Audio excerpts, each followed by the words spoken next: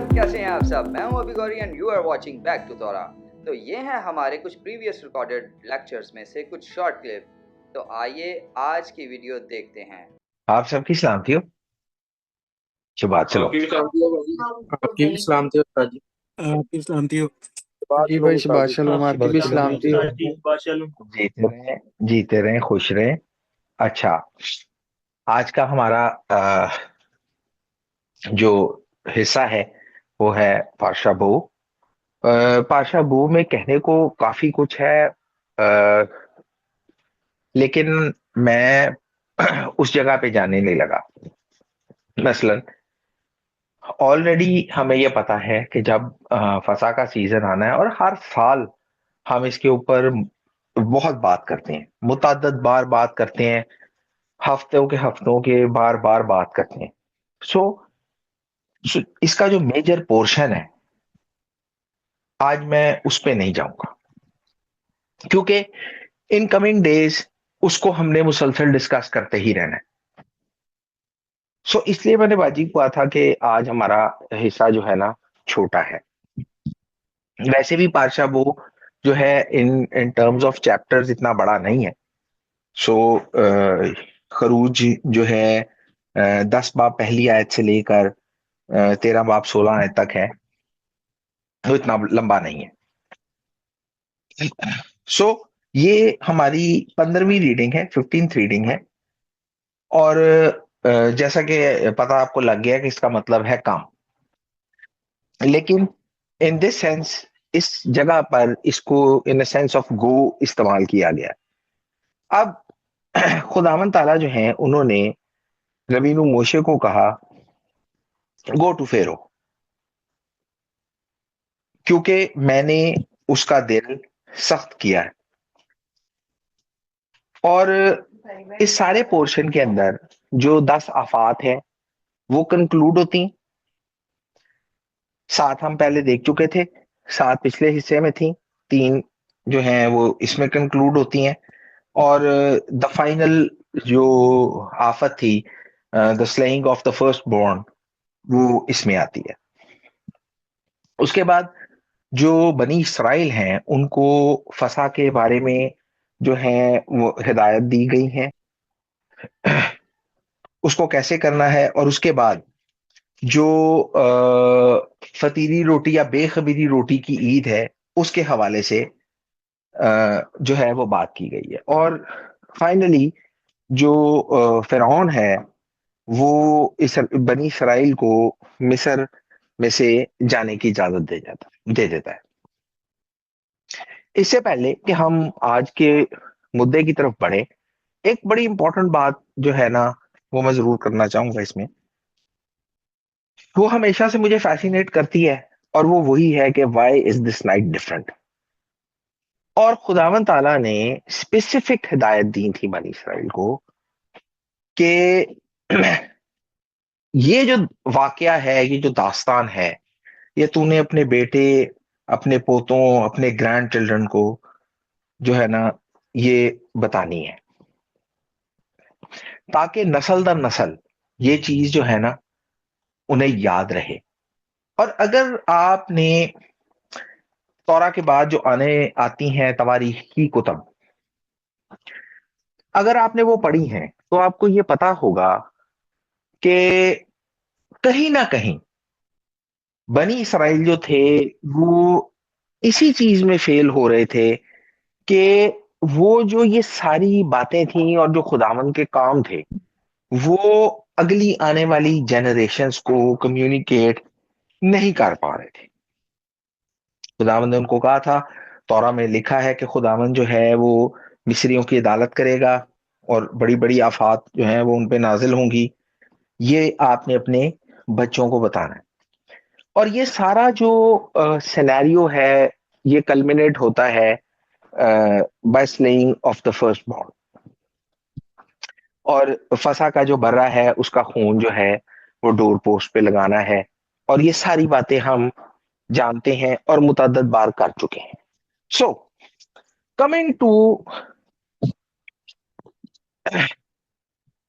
One of the most important question, अगर मैं आपको ये कहूं अगर मैं आपको ये कहूं कि ये सवाल मैंने फसा के सवाल से ज्यादा सुना है और शायद ज्यादा पूछा गया है, तो क्या आप लोग मेरी बात का यकीन करेंगे कि लोगों ने शायद ये सवाल मुझसे फंसा के सवाल से ज्यादा पूछा है?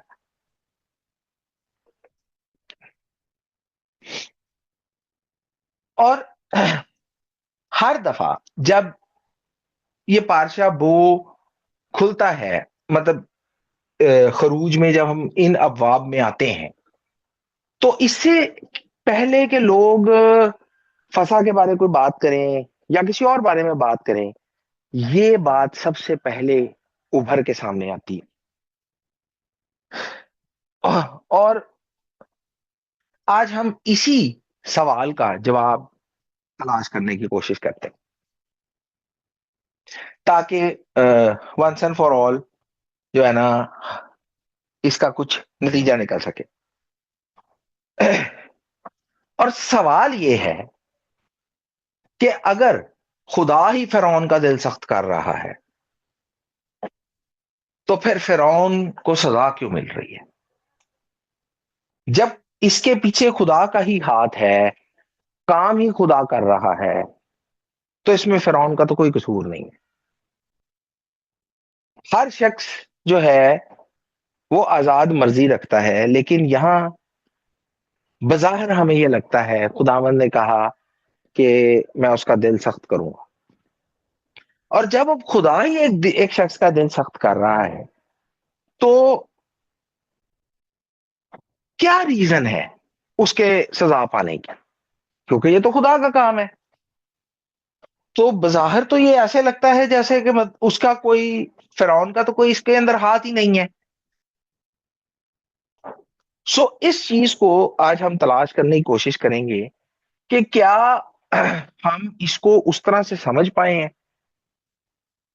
देखें, मैंने हमेशा से ये बात कही है कि जब हम अपनी जबान में ये टेक्स्ट पढ़ते हैं, मैं इस चीज के लिए शुक्रगुजार हूं उन सारे लोगों की काविश का कि जिन्होंने ये कोशिश की कि इब्रानी से जो है और ओरिजिनल लैंग्वेजेस से हम इसको अपनी जबान में पढ़ सकें। और अपनी जबान में पढ़ने का एक अपना ही लुत्फ है, एक अपना ही मजा है। लेकिन मैं मुतादिद बार ये बता चुका हूं कि बहुत सारी जो डिटेल्स हैं जिनकी वजह से हम बहुत सारी बातों को डिकोड कर सकते हैं, वो बातें जब ट्रांसलेशन होती है तो वो बातें लॉस्ट हो जाती हैं।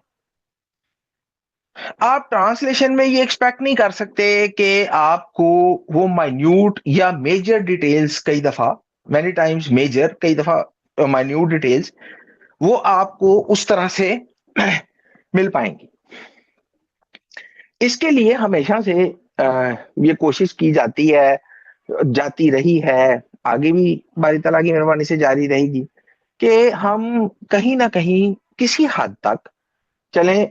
हम शायद अहले जबान की महारत तक तो नहीं कभी पहुंचेंगे, लेकिन शायद हम किसी हद तक उसको जानने के काबिल हो जाए।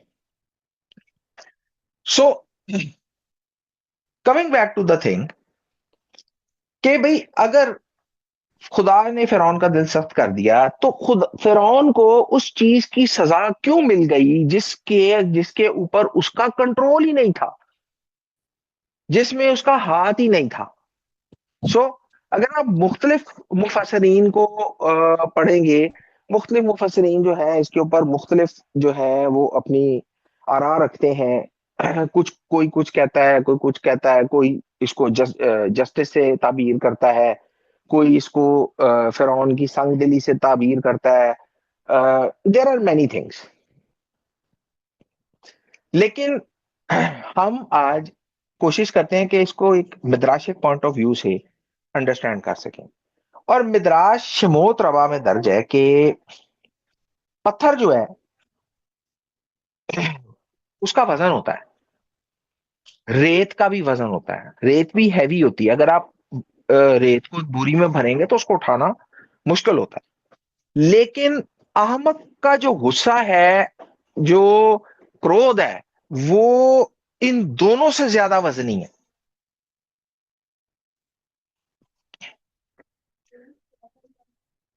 और इसको मिद्राशिक लैंग्वेज के अंदर इसको ट्रांसलेट ऐसे किया जाता है कि ऐसा इंसान जो सुनता ही नहीं ना, ऐसा इंसान जो सुनता ही नहीं, वो दोनों से वजनी है।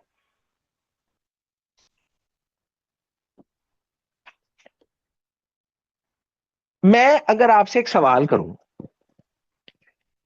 मुझे आप बताएंगे कि तौरा की जो सबसे बड़ी दुआ है वो कौन सी है? अजय भाई खान साहब, आपसे तो नहीं पूछा ना, आप तो हाथ ना खड़ा करें। तौरा की सबसे बड़ी दुआ कौन सी है? क्षमा। जी, शमा इसराए। शुरू किससे होती है? शीन से, सुनने से। सो इमेजिन करो, तौरा की the greatest of all prayers, the strongest of all prayers, हमारी फेथ स्टेटमेंट, हमारा ईमान जिसके ऊपर खड़ा है, वो शुरू किससे हो रहा है? सुन, हियर, क्षमा।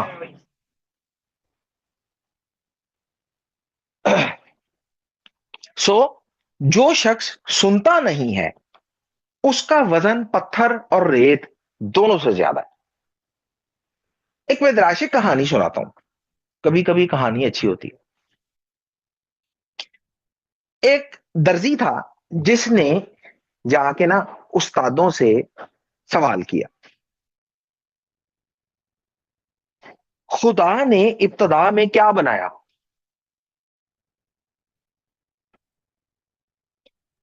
लैंग्वेज। ओहो, आपने कहानी में बोलना नहीं है, कहानी है, अभी सवाल नहीं आया। खुदा ने इब्तदा में क्या बनाया? रैबर्स ने उसको देखा, उस्तादों ने उसको देखा, उन्होंने कहा कि भाई, मसला यह है कि तेरे सवाल का जो जवाब है ना, वो यूसुफ बिल्डर देगा। यूसुफ द बिल्डर, कंस्ट्रक्शन करने वाला। वो दर्जी जो है, वो यूसुफ का पता पूछता पूछता यूसुफ के पास पहुंच गया। अब दर्जी और बिल्डर में ना एक कदर बड़ी मुश्तरक है, और वो ये है कि दर्जी और बिल्डर दोनों ही क्रिएटिव काम करते हैं। दर्जी भी जो है मटेरियल से कुछ ना कुछ क्रिएट करता है, बिल्डर भी जो है वो मटेरियल से कुछ ना कुछ क्रिएट करता है।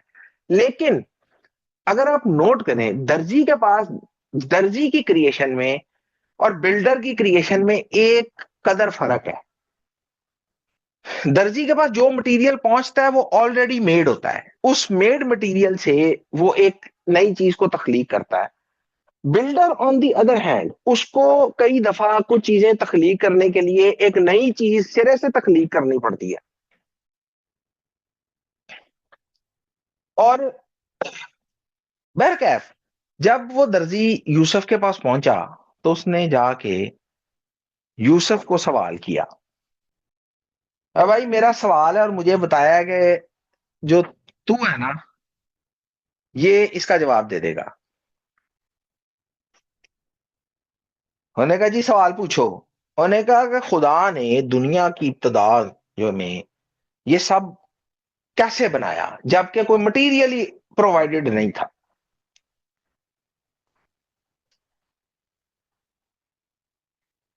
यूसुफ ने उसको देखा है, कहा हाय हाय। और उसने कहा यार, खुदा के लिए क्या मुश्किल है, खुदा ने अपने तख्त से जो है ना, वो मट्टी जो है ना लेके तो ये पूरी खलकत जो है ना तख्लीक कर दी। ये खुदा के लिए क्या मुश्किल है? उसने तो अपने तख्त के पाए से जो है ना मट्टी लेके तो ये इस पूरी जो है ना इस ब्रह्मांड की रचना कर दी है। ये उसके लिए क्या मुश्किल है? और रैबर्स इस कहानी के ऊपर कहते हैं कि हाशिम ये कहते हैं कि लोग समझते हैं कि ये चीजें बनाना मेरे लिए मुश्किल काम है, क्योंकि आपको पता तौरा में हाशिम ने ये बात कही है कि तुम लोगों ने मुझे अपनी तरह का समझ लिया। हमारे लिए दुनिया में पैसे जमा करने मुश्किल है, हम ये समझ लेते हैं, शायद हाशिम के लिए भी मुश्किल है। हमारे लिए दुनिया में जो है ना चीजें एक्वायर करना मुश्किल है, घर बनाना मुश्किल है, हम ये समझ लेते हैं कि ये हाशिम के लिए भी मुश्किल है। हम आज हाशिम को, खसवा खलीला, हम हाशिम को अपने आईने में फिट करने की कोशिश करते हैं। शायद एक नॉर्मल ह्यूमन बिहेवियर है कि हम इस तरह से जो है ना उनको ट्रीट करें। और हाशिम ये कहते हैं कि लोग समझते हैं कि ये सब काम करना मेरे लिए मुश्किल है, लेकिन जो सबसे मुश्किल चीज है हाशिम के लिए, और ये तौरा में आपको मुतादिद बार मिल जाएगा कि कैसे, मैं अभी वहां नहीं जाऊंगा, लेकिन मैं आपको ये बता रहा हूं कि सबसे मुश्किल चीज जो हाशिम के लिए बेयर करना है ना, वो ऐसे आदमी को बर्दाश्त करना है जो सुनता ही ना हो।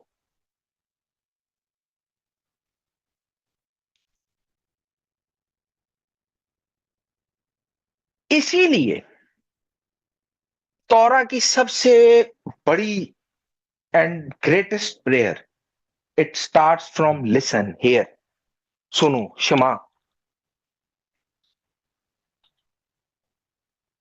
और मैं आपको यह बता रहा हूं कि हमें सुनने की आदत नहीं है, ना हमें दुनिया में सुनने की आदत है, ना हमें दीन में सुनने की आदत है। हम लोगों को सुनाना चाहते हैं, पर हम सुनना नहीं चाहते हैं। हम बाज औकात हम गुफ्तगू करते हुए अपनी बात भी नहीं सुन रहे होते कि हम कह क्या रहे हैं, हम सिर्फ बोल रहे होते हैं। सो जो बिल्डर था, जो यूसुफ बिल्डर था, वो दर्जी को एक्चुअली कहना क्या चाहता था, पॉइंट क्या था उसका? और उसका पॉइंट ये था कि तू सवाल गलत पूछ रहा है। सवाल ये नहीं है कि ये बना कैसे है, सवाल ये है कि मकसद क्या है, मैं यहां पर क्यों हूं, मेरे होने का क्या मकसद है। खुदा को, इस पूरी कायनात को तख्लीक करना थकाता नहीं है।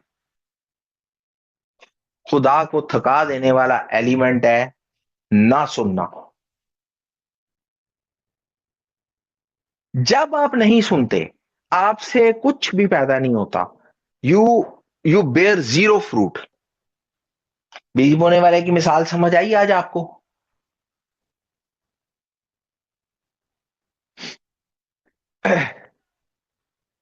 आपसे कुछ भी पैदा नहीं होता।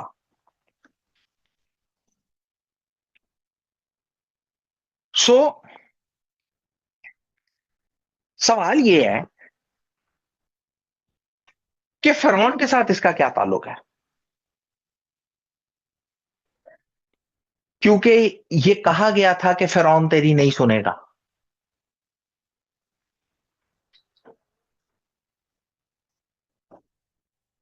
मैं इसको हमेशा से ऐसे लेता रहा हूं कि जब भी खुदावन ताला किसी से नाराज होते हैं तो खुदावन ताला उससे हिकमत छीन लेते हैं।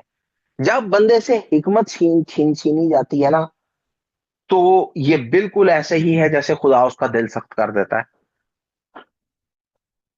खुदा की कुर्बत उस आदमी से दूर हो जाती है, जिससे हिकमत दूर हो जाती है।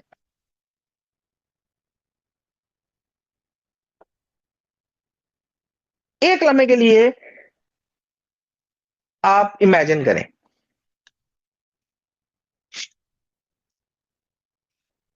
अगर फिरौन जो है वो बुजुर्ग मूसा की बात सुन लेता,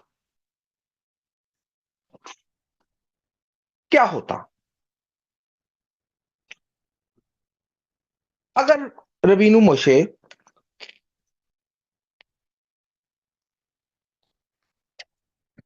फिरौन को जाके कहते कि खुदावन ताला जो है उनका ये फरमान है और उनका ये हुक्म है कि मेरे लोगों को जाने दे, और अगर फिरौन ये कहता एक मिनट के लिए तसव्वुर कर लें, अच्छा मुझे भी बताओ यार कौन खुदा है, मतलब बजाय इसके कि कौन खुदा है, यार मुझे भी इस खुदा के बारे में बताओ, मैं भी जानना चाहता हूं। अगर तुम कह रहे हो कि वो ऐसा खुदा है, तो यार उसके बारे में जानना तो एक इंटरेस्टिंग फैक्टर है। प्लीज डू टेल मी, आपके ख्याल में क्या होता? क्या वो सारी आफतें, वो बर्बादी, वो तबाही जो मिस्र पे हुई, मिस्र इकोनॉमिकली सारा तबाह हो गया, लोग मर गए, रिसोर्सेज फना हो गए, वो सारा होते? बिल्कुल भी नहीं। सिर्फ उसके ना सुनने के एक एलिमेंट ने मिस्र को उस नहज पे ले जाके खड़ा कर दिया जहां पर मिस्र का कोई हाल नहीं हुआ। अगर हम एक मिनट के लिए कंपेयर करें, ये दोनों वाकयात हमारे सामने आ गए। तौरा साइकिल में हम दोनों जो ना वाकयात को देख चुके हैं। एक तो ये आज हमारे सामने आ गया है, एक हमारे सामने पहले आया था। हमारे सामने दो फिरौन है, दोनों को खुदा का कलाम पहुंचाया गया है। खुदा की तरफ से जो इतला है, खुदा की तरफ से जो पैगाम है, वो दोनों फिरौनों को दिया गया है। एक तो ये है जिसको रबीनु मोशे ने जाके खुदा ताला का पैगाम सुनाया कि मेरे लोगों को जाने दे। पहला कौन है? पहला कौन है भाई? बुजुर्ग यूसुफ वाला। हाँ, बुजुर्ग यूसुफ वाला। अब आप इन दोनों करेक्टर्स के अंदर, दोनों फिरौन है, दोनों मिस्र के हाकिम हैं, दोनों मिस्र के मालिक हैं, लेकिन आप इनकी अंडरस्टैंडिंग का फर्क देखें, आप इनके सुनने का फर्क देखें कि एक फिरौन को जब यह सुनाया गया है कि खुदावन ताला ये कह रहे हैं कि बनी मेरे लोगों को यहां से जाने दे, अभी तो प्लेन सिंपल टेबल टॉक हो रही है, अभी तो यहां जंग का कोई माहौल ही नहीं बना, अभी तो टेबल टॉक हो रही है। और खुदावंद ये कह रहे हैं कि भाई मेरी सुन और मेरे लोगों को जाने दे। उन्होंने कहा कौन खुदा भाई, मैं क्यों सुनूं? और इन कंपैरिजन वो फिरौन जो बुजुर्ग यूसुफ के दौर में तख्त पे बैठा था, उसने कहा हमें ऐसा इंसान कहां से मिलेगा जिसमें जो है खुदा की रूह है। जो ये कह रहा है, उन्होंने कहा, लोगों ने फिरौन के पास आके इल्तिजा की कि भाई हम मर गए। उन्होंने कहा यूसुफ के पास जाओ, जो वो कहता उसकी मानो, ही इज द सेवियर। क्योंकि उसने बचना था, उसके अंदर खुदा ने सुनने की एक ताकत रखी। इस फिरौन से खुदा ने उस सुनने की ताकत को छीन लिया, जिसको इन अल्फाज में आप तक पहुंचाया गया कि खुदा ने कहा कि मैं इसका दिल सख्त करूंगा। और हमने इसको ऐसे अंडरस्टैंड और ऐसे इसको समझा। खुदा ने उससे, मैंने कहा, कि ना इनके पास सुनने के कान है, ना देखने की आंखें हैं, ना देखे ना सुने, और ना ये शिफा पाए। ये तो अल मशहूर बात है, हर दफा, बहुत दफा आपने सुनी होगी, ना देखे ना सुने ना शिफा पाए। तो देखने सुनने वाली बात तो सामने हो रही है, फिर हम सुन क्यों नहीं पा रहे हैं? क्योंकि ये सुनना, इसको देखना, इन निशानों को देखना, इसको डिसर्न करना, इसके लिए जो रूह चाहिए वो खुदावंद की तरफ से आती है। और अगर खुदावंद ही इंसान को ना बचाए तो दुनिया में उसे कोई नहीं बचा सकता। फर्क इन दोनों फिरौनों में सुनने का है। अच्छा, और इंटरेस्टिंग सिनेरियो ये है कि फिरौन ने कहा जी कौन खुदा, मैं क्यों मानूं, मैं नहीं जाने दे सकता। ये जो है ना लेजी हो गए हैं, और ये बैठ बैठ के ना इनके पास काम धंधा कोई नहीं, तो अब ये ऐसे ख्याल कर रहे हैं, इनका काम बढ़ाओ, इनका काम बढ़ाओ, और मैं क्यों खुदावंद की सुनूं। और इसके बाद क्या हुआ? सारी कहानी से आप वाकिफ हैं, ये सारा सिनेरियो आपको पता है। हुआ वही जो खुदावंद की मर्जी थी। फिरौन इस मामले में कुछ भी नहीं कर सका। उसने एग्जैक्टली वही किया जो खुदावंद चाहते थे, बल्कि धक्के देके उसने जबरदस्ती बनी इसराइल को अपने मुल्क में से निकाला। लेकिन इस सारे अमल के अंदर, उसके ना सुनने के इस एलिमेंट के अंदर, उसने अपना मुल्क, अपनी रियाया, अपनी इकोनॉमी, सब कुछ बर्बाद कर डाला। और in the end, in the final आफत, जो कि हम सबको पता है, बचपन से हम इस क्या की कहानी सुनते आ रहे हैं, उसने अपनी औलाद, अपना पहलौठा भी खो दिया। और किया इवेंचुअली वही जो खुदावन ताला की मर्जी थी।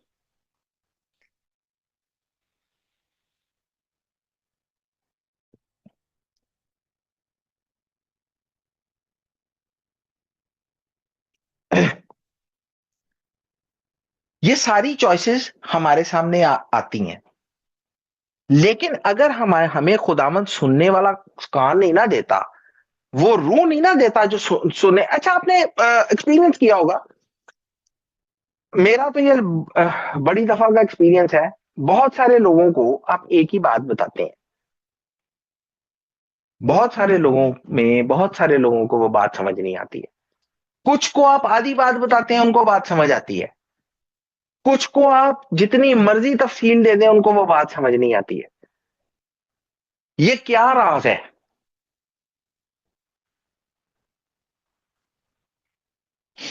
क्योंकि जब तक खुदावंद आपको वो रूह ना दे जो आपके अंदर सुनने का एलिमेंट डाल दे, मैं आपको ये यकीन से कह रहा हूं कि अगर आपके कान के पास बावाज़े बुलंद शमा भी सुनाई जाएगी तो आपको सुनाई नहीं देगी।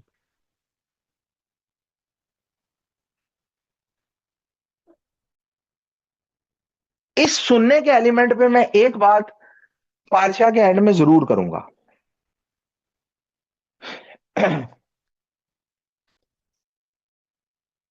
ये कहा जाता है कि पत्थर उठाना, रेत की बोरी उठाना, ये एक मुश्किल काम है। लेकिन ऐसा आदमी जो सुनता ना हो किसी बात को, उसके साथ चलना इन दोनों से ज्यादा मुश्किल है। और रीजन, उसकी reason, there is a reason for it. जब वो आपकी बात को, आपके ये कॉम्प्लेक्स मैटर्स को जो है ना अंडरस्टैंड नहीं ना करता, तो जो पहली चीज उसके अंदर से उभरती है ना, वो है गुस्सा।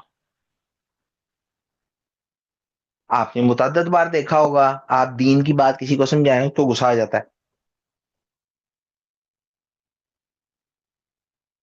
ये बात याद रखिएगा, दीन एक कॉम्प्लेक्स मैटर है। बज़ाहिर हमें बहुत सारी बातें सीधी सीधी सी लगती हैं, लेकिन ये कॉम्प्लेक्स मैटर है।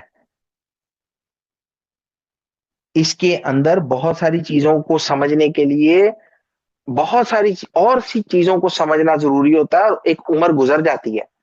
अभी मैंने सिर्फ एक लैंग्वेज की बात की थी शुरू में। हमें तो उसको समझने के लिए जो रिक्वायर्ड लैंग्वेज है, हमें तो वो भी नहीं आती है। सो आप कभी भी किसी को दीन की बात समझाने की कोशिश करेंगे, जो पहला इमोशन आप एक्सपीरियंस करेंगे वो होगा गुस्सा। उसको गुस्सा आएगा। आप किसी को कह के देख लें, आपने बाइबल पढ़ी है कभी? और यकीन करें, लोग ब्लेटेंटली झूठ बोल देते हैं कि हमने पढ़ी है। लोगों ने कभी बाइबल नहीं पढ़ी होती, लोगों ने कभी इसको खोल के नहीं देखा होता, और वो ये कहते हैं कि हम, वो दावा करते हैं हम खुदा हमसे बातें करता है, हम खुदा की सुनते हैं। और मैं आपको ये बात बता रहा हूं कि आप अगर ये किताब खोलेंगे, आपको शायद कभी ऑडिबल वॉइस सुनने की जरूरत ही ना पड़े। आपकी सारी उम्र खुदा आपसे बात करता रहेगा सिर्फ इस किताब के लफ्जों में, बशर्ते आपके पास सुनने वाला वो कान हो जो आपके दिल को वजनी ना होने दे। मुझे ना याद कराइएगा, आप लोगों ने मुझे याद कराना है। जब मैं पारशा खत्म करूंगा तो मैं आपको मिस्र की एक मिसाल सुनाऊंगा, वजन से, दिल का वजन। मैं इस वक्त यहां पे सुनाना नहीं चाहता। जब ये खत्म करूंगा तो फिर बताइएगा, याद करूंगा मैं आपको सुनाऊंगा, बताऊंगा। सो जब कोई बंदा उन चीजों को अंडरस्टैंड नहीं कर पाएगा, वो आपके साथ नाराज होगा, और अगर आपके साथ वो नाराज नहीं होगा तो एक और सिचुएशन जो है वो राइज होगी, उसकी वजह से आप अपना टेम्पर लूज करेंगे।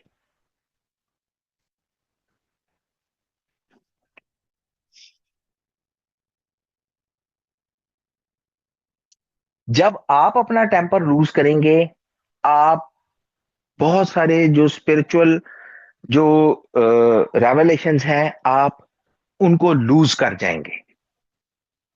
एक शख्स ने ऐसे ही लोगों के सामने एक दफा गुस्सा किया था, और उस गुस्से का नतीजा उसको इतना बड़ा भरना पड़ा जिसका कोई तसव्वुर नहीं कर सकता था। उस शख्स ने सारी उम्र, अपनी उम्र के 120 साल उस मकसद के लिए दे दिए, लेकिन उसके सामने तो वो लोग थे जिनको सुनाई नहीं दे रहा था, और जब वो उनके सामने आया, ही लॉस्ट हिज टेम्पर। कौन था वो?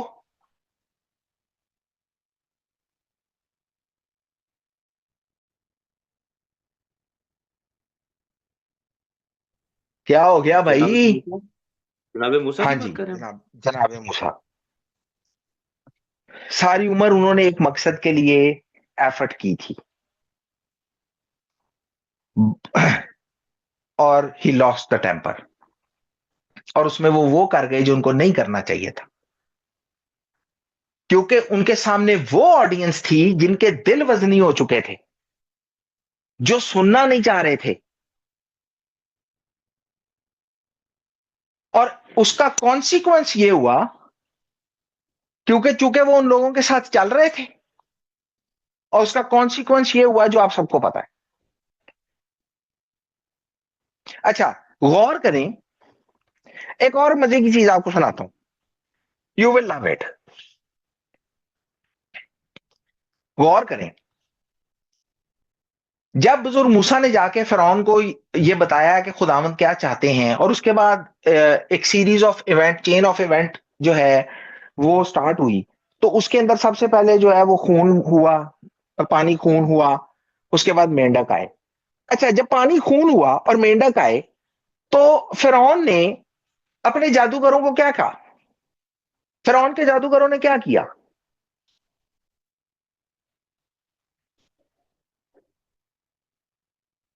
भाई क्या किया फिरौन के जादूगरों ने? एप्लीकेशन। यार देखना कहीं हम दोनों ही तो नहीं है। डॉक्टर साहब एप्लीकेट उन्होंने भी वैसे ही बनाया था खून। हाँ, अच्छा, एप्लीकेट गौर कर कर, दिया।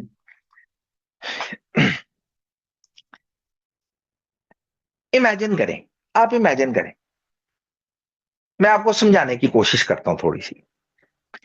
आपके घर में एक शख्स बीमार हो जाता है, ठीक है ना? हमारा ओसी है, ओसी के जो फादर है, उनको वो कोविड था ना? जी भाई जी। है। अब मुझे एक बात बताएं, इमेजिन करें, आप इमेजिन करें, आप फिरौन को सोचें, मैंने कहा यार कोविड को रेप्लिकेट करो दोबारा से।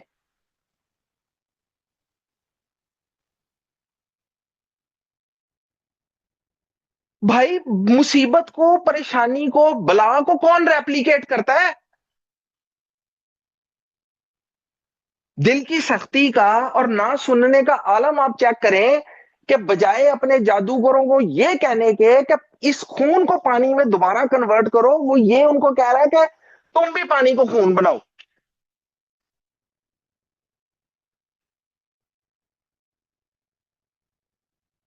आप इमेजिन कर रहे हैं क्या हो रहा है?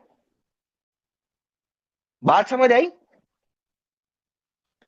बजाय जी भाई। इसके कि तुम मेंढकों को दफा करने की कोशिश करो, तुम भी मेंढक लेके आओ। तो एक्चुअली जो जादूगर थे, जब आप ये पढ़ते हैं ना, और जादूगरों ने भी अपने जादू के जोर से ऐसा ही किया, तो इस पे ना थोड़ा सा मुस्कुराया कीजिए, क्योंकि वो अहमक अपनी मुसीबत में खुद इजाफा कर रहे थे। खुदा तो आ गई उनको सजा दे रहा था और पानी को खून कर रहा था और मेंढकों की फौज उनके मुंह पे चढ़ा के लेके आ रहे थे, और वो अपनी मुसीबत में और इजाफा कर रहे थे। आप हठ धर्मी का और सख्ती का आलम चेक करें कि मैं मुसीबत को ही रेप्लिकेट करूंगा।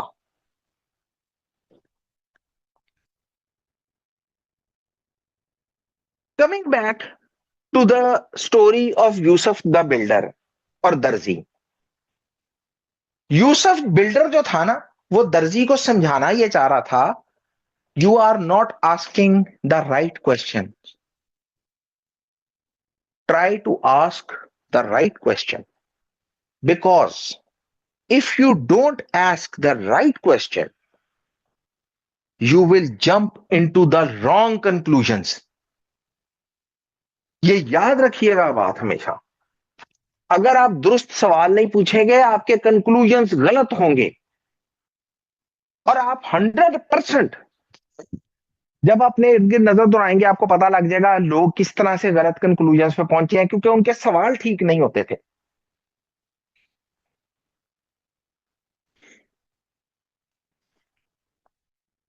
और फिरौन भी गलत सवाल पूछ रहा था, बजाय ये पूछने के अच्छा मुझे खुदा के बारे में बताओ, वो ये कह रहा था कि कौन खुदा है।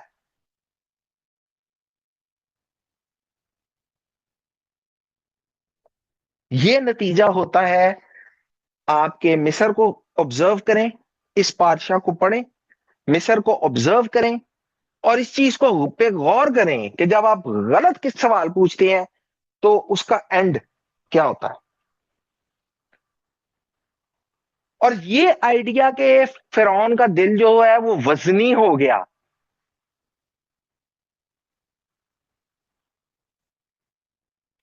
वो सिर्फ फिरौन के लिए नहीं है, इस पे भी गौर करें कि अपना दिल तो वजनी नहीं हुआ कहीं हमने तो कान नहीं बंद कर लिए हुए। खुदावंद हमसे बात करते हैं, खुदावंद हमें ये चीजें समझाते हैं, क्या हमारे कान तो बंद नहीं है? और एक बात है, गालिबन पौलो कोएल्हो की, यार मुझे बहुत पसंद है, क्या है, repeated mistake is a decision. जब आप रिपीटेडली एक ही गलती कर रहे होते हैं ना, तो इट्स योर डिसीजन।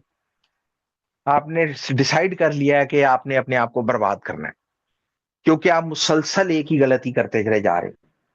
चलो यार गलती हो गई हमसे, हमें आइडिया नहीं था खुदावंद की ताकत का।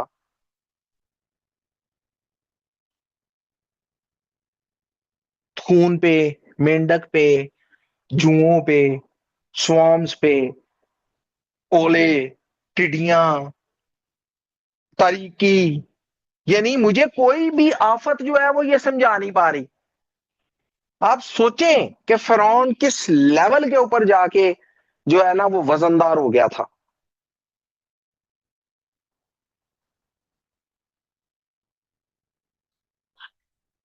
चलो यार समझ आई, एक दफा में हो गया, एक दफा में नहीं आइडिया हुआ था। खून पे, मेंढक पे, जुओं पे, फोड़ों पे, कुछ कुछ किसी आफत पे जाके कोई पता लग जाता मुझे, क्योंकि जिस बचने के लिए जिस रूह की जरूरत थी वो रूह से जुदा हो चुकी हुई थी। इसीलिए उसने कहा, खुदावंद ताला ने फरमाया अपने मुंह मुबारक से कि मैं इसका दिल सख्त करूंगा, क्योंकि मैं जो हिकमत का मंबा हूं इससे दूर हो जाऊंगा। He won't be able to understand anything about what is going to happen and what is happening. He won't be able to interpret any sign, any revelation, anything, and he will be doomed, क्योंकि मैं इसके साथ नहीं होऊंगा।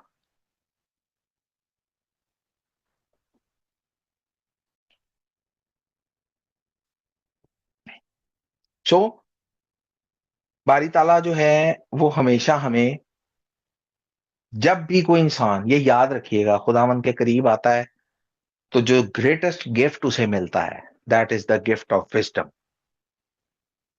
अगर आपको अकल नहीं आ रही तो खुदा आपके साथ नहीं है, ये याद रखिएगा। सो बारी ताला ये रहम करें कि खुदावंद ताला की हिकमत और अकल और अंडरस्टैंडिंग, हुक्मा और बीना, ये हमेशा हमारे साथ रहें। एक इंपॉर्टेंट बात और साथ इस पातशाह में करता हाँ जाऊंगा, वो ये है कि चूंकि इस पातशाह के अंदर रेफरेंस है पास ओवर के लिए, और मैंने आपको कहा कि पास ओवर पे आने वाले दिनों में बहुत बात होगी। ये बात जो मैं करना चाह रहा हूं वो इसी बात के रेफरेंस में, पास ओवर को, फसा को खूकत ओलाम, परमानेंट ऑर्डिनेंस कहा गया। खुदावन ताला के मुंह मुबारक के अल्फाज हैं ये, लेकिन लोगों ने इसको कैसे सुना? कुछ ने इसके दिन बदले, कुछ ने इसके इसके तरीके बदले, कुछ ने इसको कुछ फॉर्म किया, कुछ ने इसको कुछ फॉर्म किया, कुछ ने जो है वो इसको ईस्टर के फॉर्म में डालने की कोशिश की, कुछ ने इसको कुछ करने की कोशिश की, कुछ ने इसको क्या किया, कुछ ने इसके साथ क्या किया। क्यों? क्योंकि उन्होंने सही सवाल नहीं पूछा, और सवाल ये था कि खुदावंद ने इसको क्या डिक्लेयर किया, एंड दैट इज खुकत ओलाम, the permanent ordinance. It will remain as it is as long as this heaven and earth is कायम दायम। That is the wrong question कि हमें ये करने की इजाजत हासिल हो गई है। The right question is खुदावंद ने इसके बारे क्या कहा था। और आपकी जिंदगी में भी हमेशा the right question will be खुदावंद इसके बारे में क्या कहते हैं। सो खुदावंद ताला जो है वो हमेशा मुझे, आपको, हम सबको सही सवाल करने की जो है ना हिकमत और अकल अनायत फरमाए, ताकि हम कभी भी ना दिल वजनी करें, ना रूह से जुदा हो, ना हमारा दिल वजनी हो। हमारा दिल हमेशा खुदावंद के हजूर हल्का रहना चाहिए। सो बारी ताला जो है वो हमेशा आपके साथ हो। बरुख हशिम एंड शबात शलोम। See you in the next portion. शबात शलोम भाई, थैंक यू।